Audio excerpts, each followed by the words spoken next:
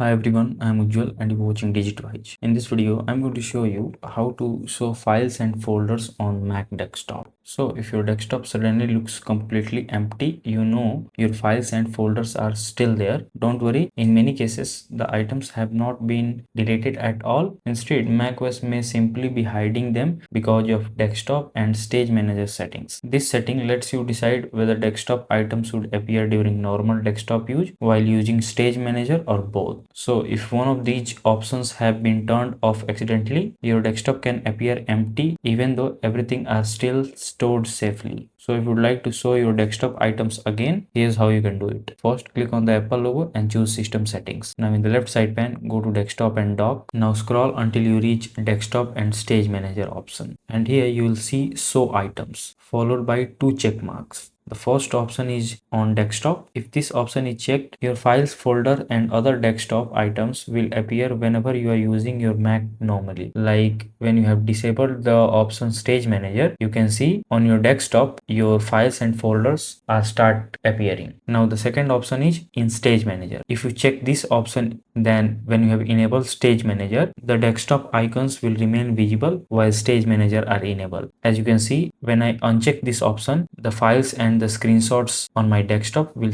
instantly disappear. So make sure to enable this option. And if your desktop icons are currently missing during normal use, like with disabling Stage Manager, make sure to check the option on desktop. You can turn on either one individually or enable both together depending on how you use your Mac. So that's it. If this video helps you in any way, then do like it and subscribe to the channel. Thanks for watching.